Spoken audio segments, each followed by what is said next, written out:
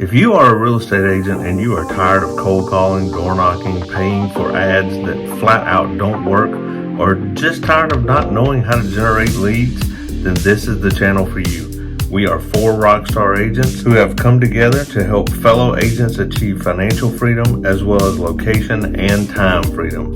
My name is Andy Hollis, along with my partners Aileen Fountain, David Doran, and Tim Holland. Together, we have over 50 plus years experience and knowledge in the real estate and sales and training industry, and we are hoping to pass that knowledge on to you. So let's get started. So fortunate and blessed, you guys. I don't want to go into the whole story about how I know this gentleman. We'll kind of let it all be pieced together toward the end of it, but he has had a major impact in my life, as well as I know hundreds and hundreds of other agents, and he's had a huge impact. He's been a massive producer, guys. He's had over $1 million in GCI more than once in a year. Everything this guy seems to touch turns to gold. So, Tim, man, we are so blessed to have you here, my friend. Tell us where you're at right now, because I know you got a couple different homes. Kind of share with the group what you got. I am in sunny. First of all, thanks for having me on your show. It's an honor to be here. I appreciate you so much. But yeah, I do have two homes. I've got a home in Louisville, Kentucky, and now I'm in. For the winter, I stay in Gulf Shores, Alabama. So I was actually in the pool yesterday. So it was an amazing thing, about 73 and sunny, and the pool was 82. So very nice. Just I can see my weekends. That tan already coming back again, Tim. Yep. I was just noticing that. I did get a little sun yesterday. Got a little red on the face. Work hard and play hard, right? Yes, sir.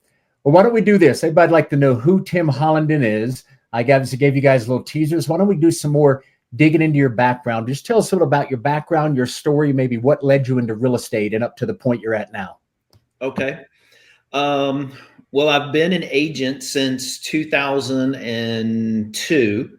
So I have a computer science degree. So I had an IT focused career for 20 years prior to real estate, but I always just loved real estate. I'm a former home builder as well. I was doing that when I had my IT company, and I grew up literally walking job sites with my dad. He's now deceased, but he was an architectural draftsman. So I've always liked houses and buildings and the whole creative process of, taking a piece of dirt and putting a mansion on it has always intrigued me. And as a home builder, I can honestly say the agents that used to sell the houses for me made more than I did in profit on the house. So that's probably what got me interested. And I've always been an entrepreneur, and going through the IT business, and I had 238 employees at one point, and it's just hard to put your reputation on the line with so many other people. I mean, you can only manage so many people, and it's just, you know what, I'm going to work for myself. And what's a fairly expensive asset that I can sell that I could potentially do well with? And I thought of private airlines, private jets. Mm-hmm. And I thought of houses. I said, well, I can probably sell a whole lot more houses in a year than private jets. So I went the house route. And but been an agent and a broker for, 23 years now. It'd be 23 years this year. But it's been a ride, that's for sure. Been a lot of good times, and I love that no 2 days are alike. Take us, and I'm pretty familiar, you guys, with Tim's story. This is all about him trying to share it with you guys because there's a lot of value he can add. But take us through your early days when you started to have some tremendous success, leading up to the point where you had a pretty big tragedy in your life that, praise God, you pulled through it and so forth. But share with the group. And you know where I'm going with this, try to pull together as into, thank God you got through that, but it was because of some things you had set up and in place that allowed you to push through it. But share with the group why that's so important, I think, for you to share this tidbit. And I'll just say this, guys, we just don't never know what's going to happen day to day. And just, hopefully we're all very blessed and you don't have anything go wrong, but I'm sure everyone's maybe lost a family member or lost a good friend. Well, Tim, we almost lost Tim, and it's a pretty inspiring story. So why don't you share some of that and how that all took place? Yeah, thank you. And first of all, praise God for all of that, because I am still here to talk about it today. But I guess right before that, or not right before that, but going back to day one, I worked at an ERA franchise, didn't know to, interview different brokers. I got my license right out of my IT business, and actually, I was still in the IT. I started doing real estate on the side and building and remodeling all at the same time. But I worked for an ERA franchise and, had the typical 70-30 split, no cap, didn't know any better. Just, went to ERA because a friend of mine was there and she said, oh, it's a great company. And she was the number one agent in the office. So I literally just followed her because I liked her and, that was fine. So I looked in the rearview mirror one day and I was like, holy crap, I'm giving my broker like $80,000. It was $70,000 to $80,000 a year. I'm like, man, that's a lot of money. Yeah. And so I was recruited at that time by a Remax broker. And of course the typical Remax broker model is high expensive fees every month, but you get a 95-5 split. So I said, yeah, I'm going to do this. And so I left after about 8 years at ERA and went to Remax. And I liked the model so well that a year later, I left him and bought my own Remax franchise. It was called Remax Champions, and it's in Louisville, Kentucky. It still exists today. But I grew it to 33 agents, I think, at a peak. We were the third largest Remax in Louisville. And I grew a team. And, thank God for residual income. And my residual income at that point came from my sales team in Louisville. I had 6 agents and myself. And, we did about $60 to $80 million a year in real estate sales. And back when our average sales price was like $175. So it was a lot of houses. Yeah. And of course, the average now is probably double that. But back to the point you wanted me to talk about, I've always been how shall I say? I've always been fairly physically fit. I was working out in the gym every day at my local YMCA, and I noticed a tightness, but it was way up high, kind of shoulder level. And I always started my workout with a 28-minute elliptical routine. So I'm running legs and arms doing this, and so I never thought anything about it because it felt like I was just stretching my shoulders through the elliptical exercise, because about 5 minutes in, it literally would go away.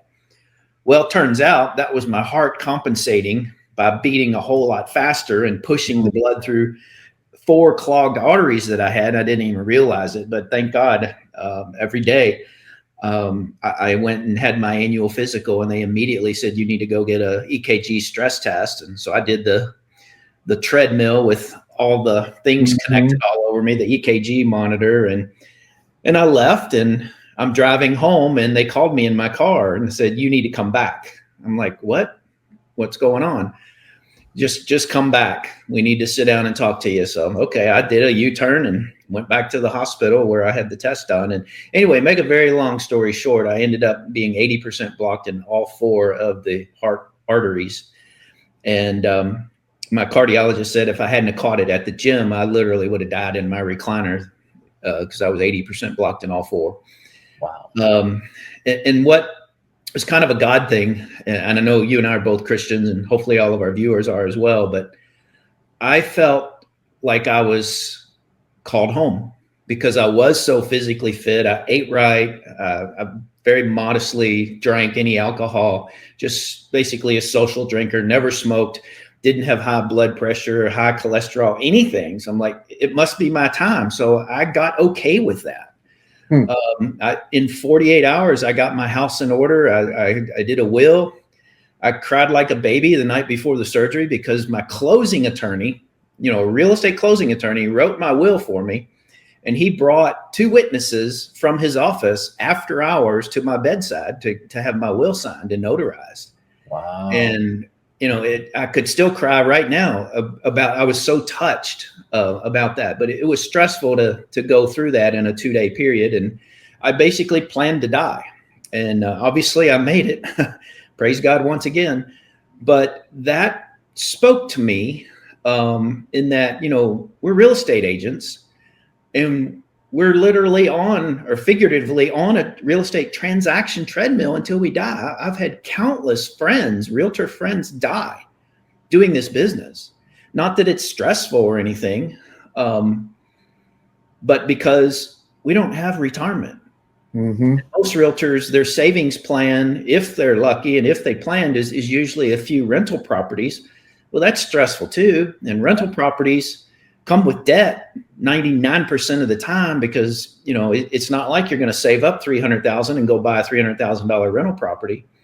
So you're signing on the line each and every time. But my cardiologist said, I don't know why you're here other than it had to have been stress. And I'm like, well, I don't feel stressed. I love what I do. I love working with clients. I love working with my team. And I was the broker owner of the RE/MAX. I loved coaching and counseling and training the agents that weren't on my team. And he said, yeah, it must be stress. So that spoke heavily to me. And that is when I first decided to start making some changes.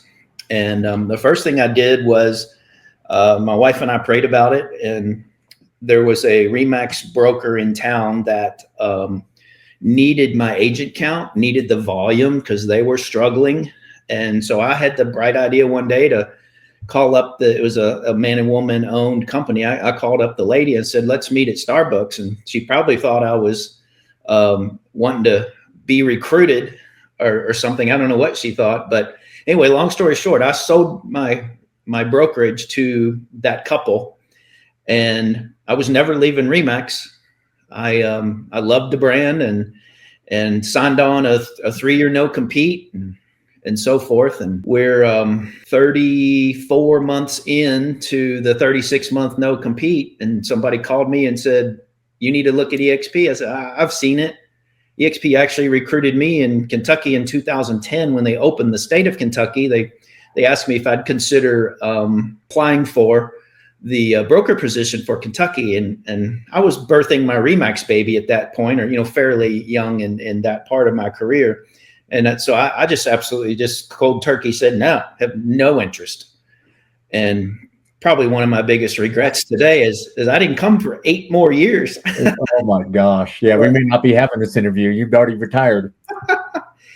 Yeah. I could have had the stock at 13 cents a share instead of $3 a share if I'd have gone all the way back then. But yeah, it's been a fun ride. And, you know, coming to EXP has been a life-changing opportunity for my career, my family's career. And I've built an organization size that's approaching 300 agents. And I spend a lot of my time. In fact, one of my passions is working with the independent broker owners, because I speak their language. I know how stressful that can be. And I know what it's like to I mean, let's face it, right now, we're early 2025 and the last 2 years have been brutal. Mm-hmm. Last year was brutal. And I know, and a lot of brokers don't even realize this, is if they're not financially minded, they don't even realize that if they took their production or their team's production out of their P&L, they're bleeding badly. And I talk to hundreds of brokers every year, and just about every one of them said, yeah, if I wasn't selling, you know, they have a brokerage to try to get a little extra coming in to help pay the overhead. And I was not any different. Yeah. My team fed my brokerage. If it wasn't for the Holland and team, then my brokerage was losing money. It's just not profitable. That's why we call them brokers, because we're broker than the agents.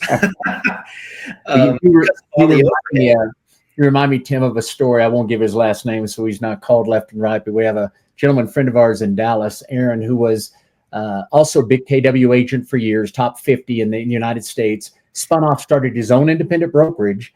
And then when we came over here, another partner of ours, Mr. Jeff Morrell, immediately when Jeff came on board, he thought, man, I've got to reach out to my buddy Aaron, who was an independent broker, let him see this.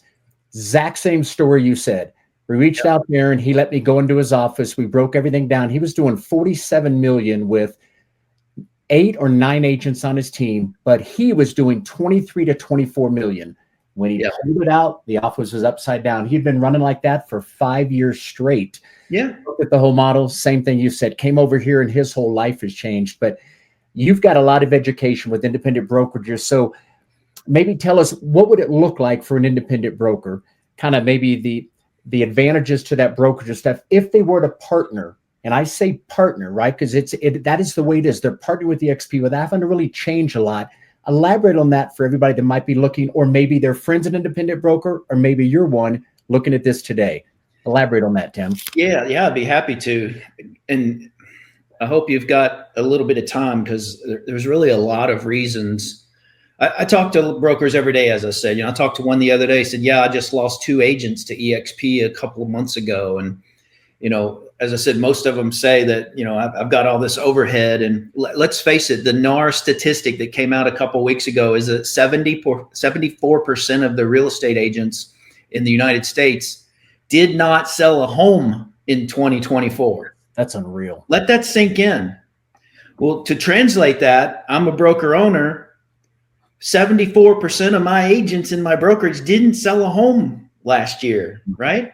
I mean, I'm sure it's going to be swayed. Some cases it's going to be higher percentage, some case lower, but the average, and that's like a Walmart store, and 74% of the inventory is gone and can't be sold.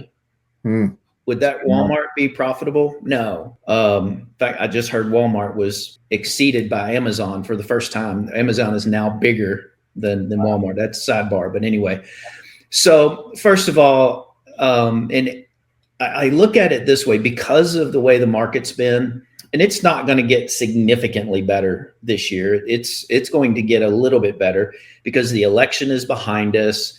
There's certainty again, that not unanswered questions are the worst stress of all. So, things are getting a little bit better in terms of interest rates, although they're not going to be significantly better. But I look at this, and the reason I'm so passionate about working with broker owners is because I almost feel like I'm throwing them a life raft. I truly do, because I know they're struggling.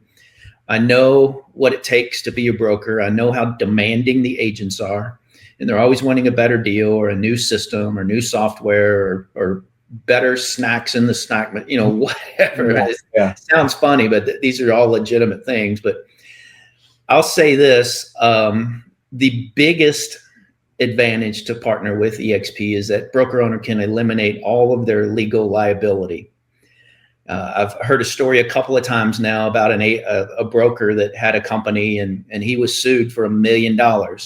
Wasn't guilty, but it cost him over $250,000 to defend that lawsuit. Yep. And yes, his E&O insurance covered some of that, but running a brokerage on the EXP platform eliminates the first legal liability. So that's the first point. And the reason for that is every state has one or more brokers that have that liability. So a broker that comes to EXP eliminates their liability because they're not the broker for EXP any longer. They're an associate broker still.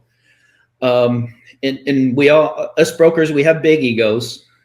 A hard part is, like I even used the term earlier, I was birthing my Remax baby at the time. You get very attached. You have an identity, and the brokers that move to EXP, they can keep their identity subject to whatever their state advertising regulations are. In my case, I was running a team, the Holland team, and all I've got to do is say brokered by EXP, and the sizes have to match up with the ad regs and so forth. But they can keep, the ABC team brokered by EXP. So in their market, they're still known as the ABC team, and they would want to keep that.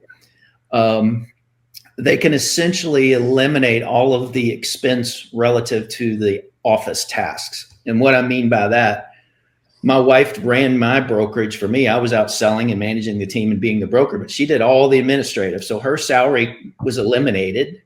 And she ran all the earnest money deposit accounts. She paid all the commissions. She sent out all the 1099s and the W-2s to the employees, managed the ladies in the office. And that whole position was eliminated. She didn't really want to work anyway, so that was a good thing for her. But that salary expense, and all of those tasks,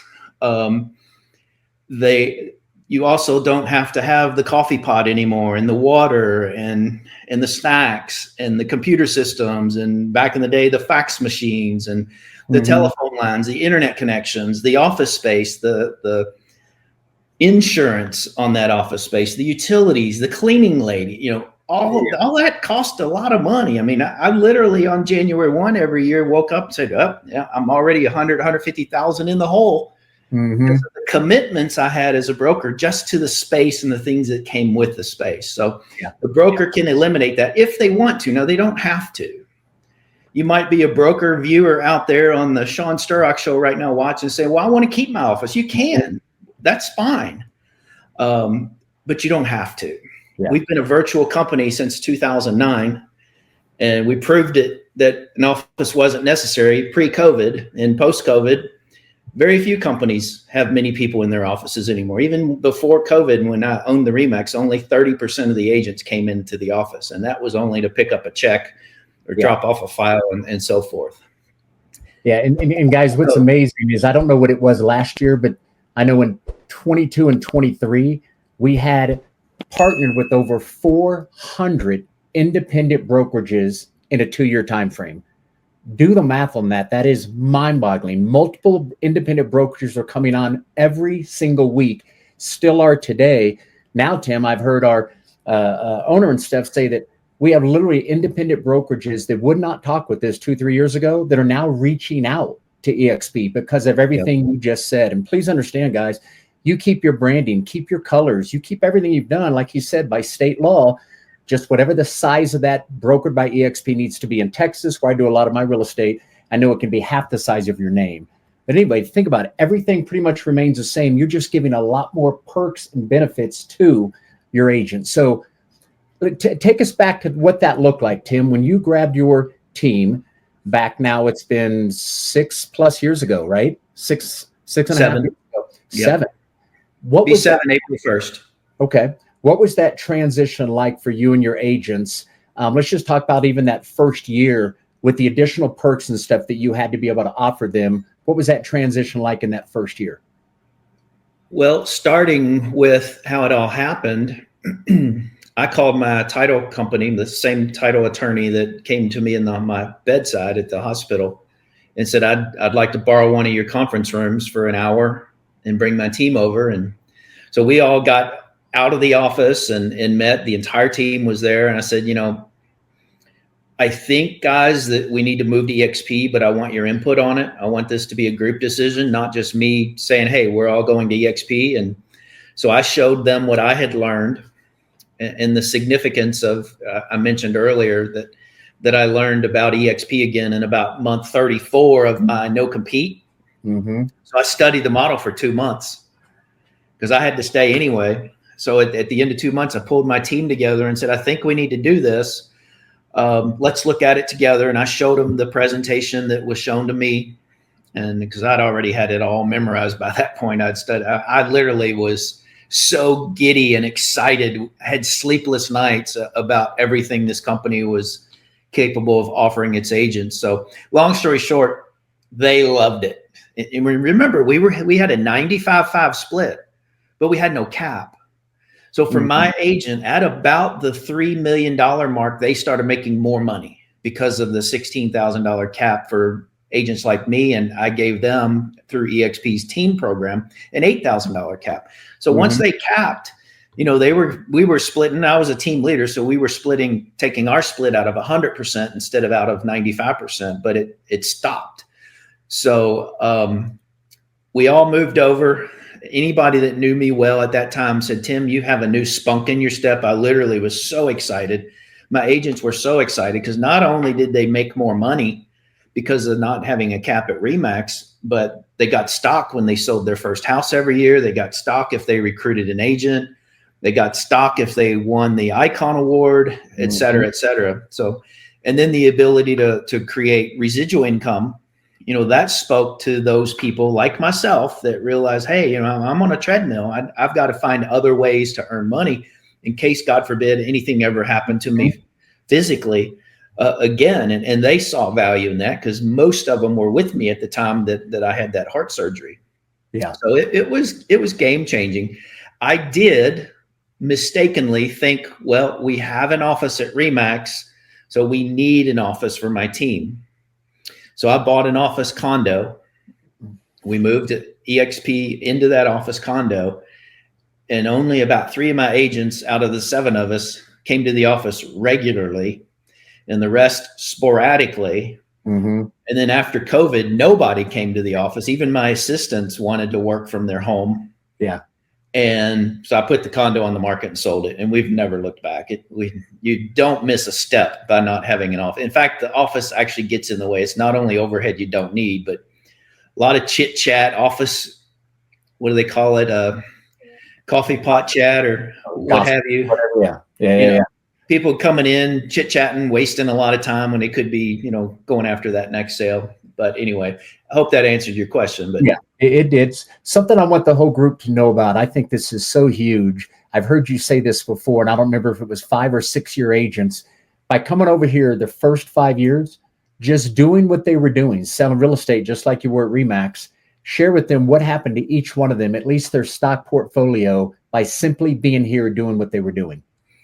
Yeah, most everyone on my team, within, I think, 3 years, they had $100,000 of stock.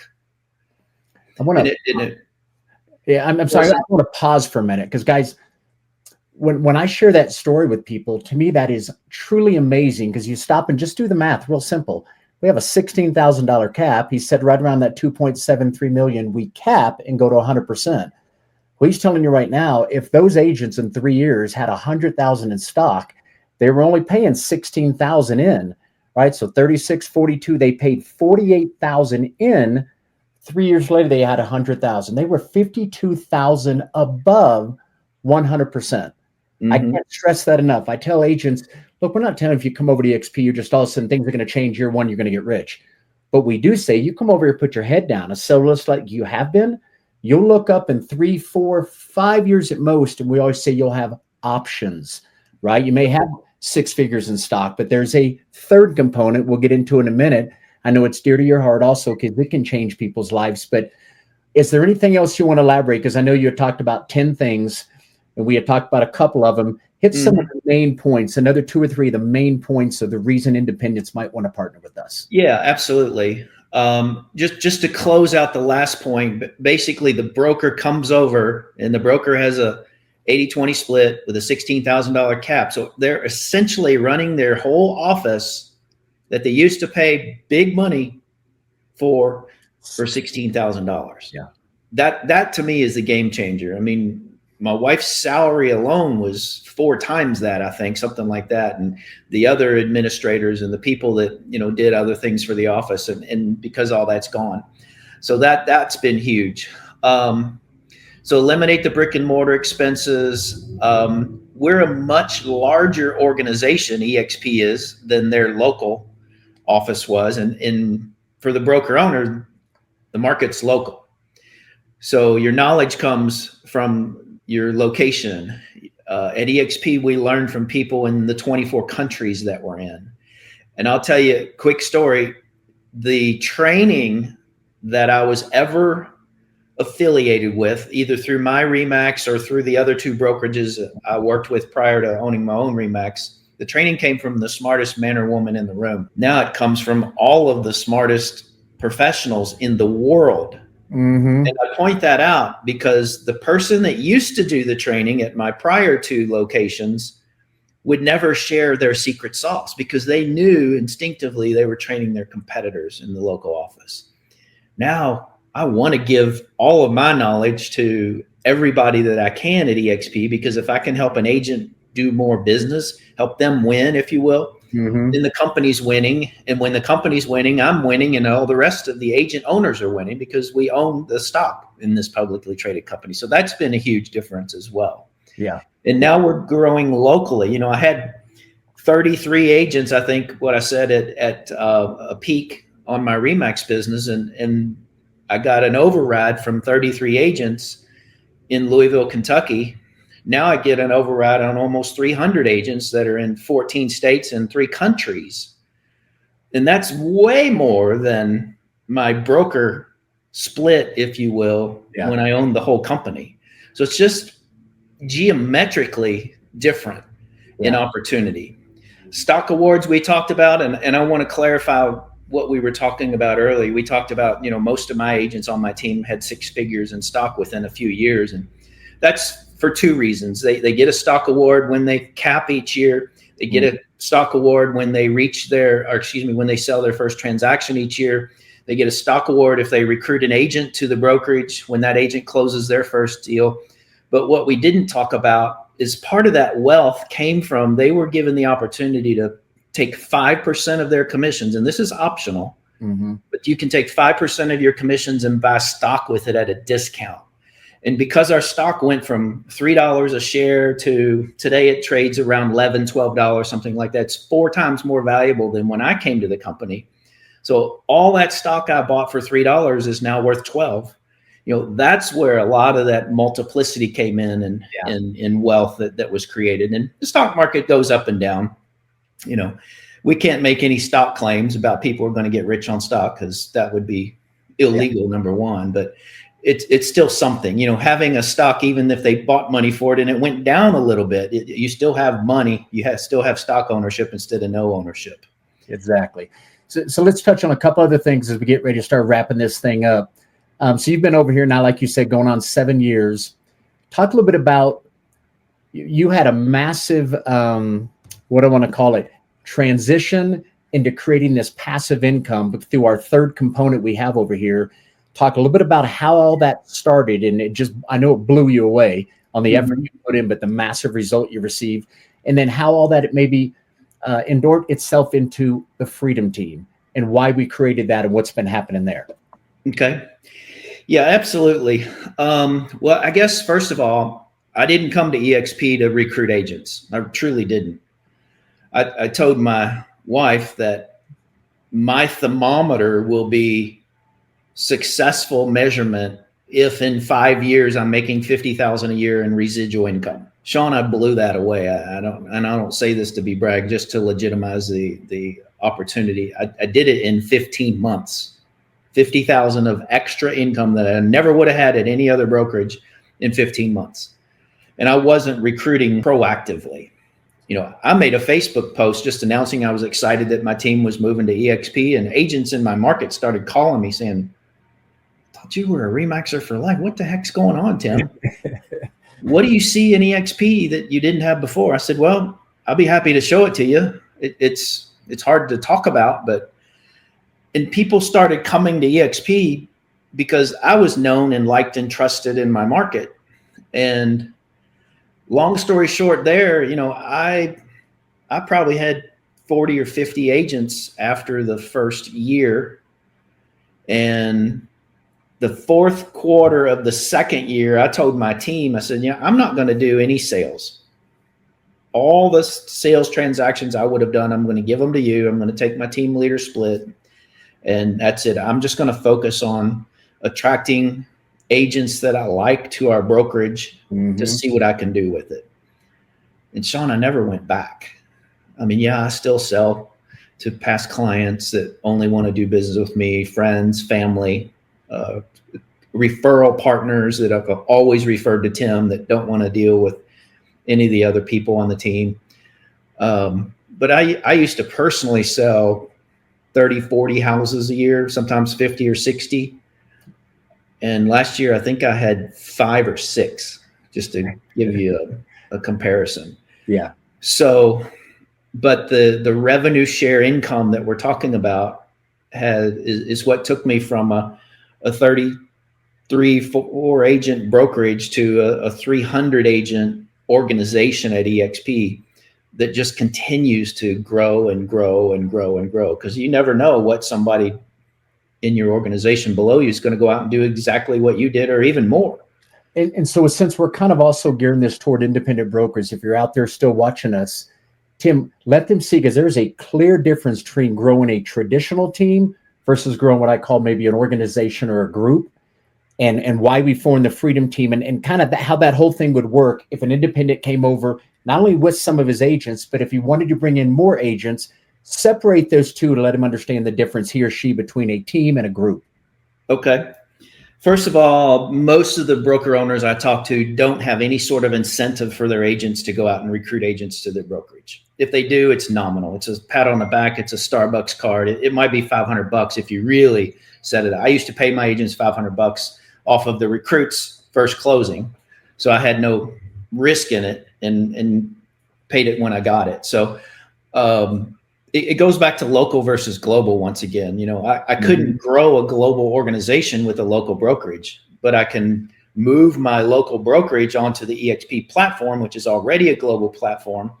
And all of a sudden, instead of 30 agents, there's 300 agents. Not that you're going to 10x everything, because quite frankly, you could 100x, you could 2x. But the point is, you can grow a residual income without any of the expenses and just share in the profits that the agents are bringing to the company. And I want to point out that this is paid by the company's part of the split, not the agent that was recruited's part of the split. Yeah. So the opportunity to take a brokerage and go to a large organization is huge. And because, and what you're referring to, Sean, and for our viewer purposes, I mean, Sean and I and 3 other people that we have partnered with have created the EXP Freedom Team. It's because our organization got to be 3,000 agents large. And I feel like a little guy, I'm only 10% of that. But we created the Freedom Team because we've all experienced financial freedom. And some of us have experienced location freedom, and you get some time freedom as well. So one of our strongest missions is to help the agents in the Freedom Team organization become financially free, time free, and location free. Because it's one thing to be financially free, but not have the time to go and travel with your loved ones, or you're financially free, but you're working 80 hours a week on the real estate transaction treadmill. So you couldn't go somewhere. You can't be with who you want. You can't even spend the money you're making, let's say, because everybody wants to sell less and make more if possible. Yeah. But so the Freedom Team is an organization we've founded where we have a daily training. The topics are always different. We're constantly pouring back into each other. And a large part of what we do is teaching agents how to generate leads without spending any money, because we understand the market's been tough. I used to spend over $10,000 a month on Zillow and Realtor.com. And I've been able to cut every bit of that out through sales funnels, through YouTube training. I've co-developed with a couple of my partners in the Freedom Team, a training that teaches agents how to step by step build a YouTube channel.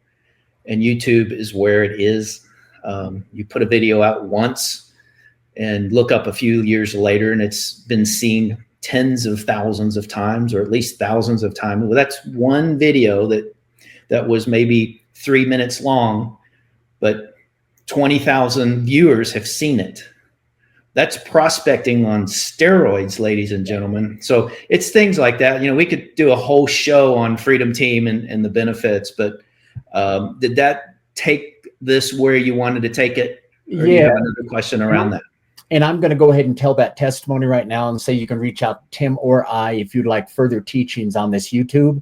So he has teamed up with his partner. I'm just going to call him Andy's his first name.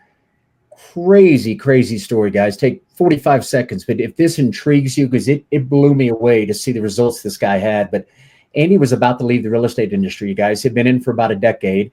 We're just having some challenge and stuff coming out of the pandemic and all that, and about to throw in the towel. And his wife had met somebody that was doing well with YouTube. She came to Andy and said, honey, why don't you try this for a year? She was making enough money to kind of cover the bills. Let's see if the YouTube thing will work. Guys, he started off right now from scratch, never done a video in his life, right? I don't look good. I don't sound good. I'm paying whatever it is, and went through that learning curve. He said he started to do 2 videos a week, same time, same day, releasing them. Took him 5 months to get his first call, Tim. Most people would have thrown in the towel. Yep. 7 months, he gets his first order. The next 5 months of his first year doing YouTube, 5 million in closing, which was 23. Last year, now it's beginning to build up. Like he said, more and more viewers and stuff. He closed out 20 million last year, all 100% YouTube. Doesn't cold call, does no other open houses, nothing. He just does YouTube. Currently, this is as of last month. In January, he was tracking 75 million in volume from YouTube. Here's what's incredible. Andy read 2 books on how to create these funnels, how to do YouTube and make this work correctly. Then all of his own learning, right, his trial and error, and has come up with a program that has been released within the Freedom Team. Phenomenal. We've already had multiple people now going through the process, starting to get this set up. The same thing I said when I first started. My sponsor, I thought, man, if I could just do half of what this guy did, heck, a quarter of what he just did, I would have taken it. That's how I feel about this YouTube thing. So what if it took 2 years to be tracking, what is he tracking, 75 million, to be tracking 20 million, 15 million? Your whole life could change. If that intrigues you, please reach out to Tim or I. Be more than happy to elaborate on that and let you see what this program could do for you. So Tim, as we bring this in for Landy, man, sincerely appreciate your time. You've been incredible value to the Freedom Team, but is there anything else you would like to share, whether it's about the digital product, about Freedom Team, anything you'd like to kind of bring this up and wrap it up? I would just like to put a plea out there to have an open mind. I mean, I don't care if you're an individual agent, a team leader, a team member that needs a new team, or an independent broker owner that needs to get rid of the albatross around your neck. And that's that brokerage's expenses that are not paying the bills. We really do have a life raft, if you will, a life preserver, and just be open-minded to learning about it. And I'll tell you, the worst thing that's going to happen, you're going to understand what your competition is. You're going to understand the agents you lost to EXP in the past, why they came, why they're still here, and what they saw. Because that's why I wanted my agents in on the decision when I brought my team over, is because it wasn't about me. Mm-hmm. Sure, part of it was about my family and myself, but I came because they saw the light and they saw tremendous more value for them as well. And that was the majority part of my decision. So think about your agents and what's best for them. And if they come over and win, I promise you're going to win as the broker owner, because you were the leader that led them here instead of somebody that pulled them away from you and brought them here. Yeah. So I'll leave it with that. And lastly, Sean, obviously, thank you again for allowing me on your show today. And I want to thank you personally, because if it weren't for you, I wouldn't be here, because I'm somewhere down in your organization and things had to happen above me for me to get the phone call, for me to be open-minded enough to take a look at it. And thank you as one of my Freedom Team partners. Mm-hmm.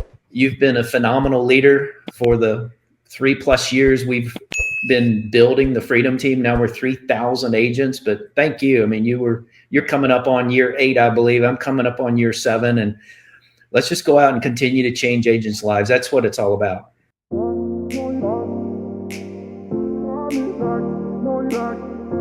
Oh,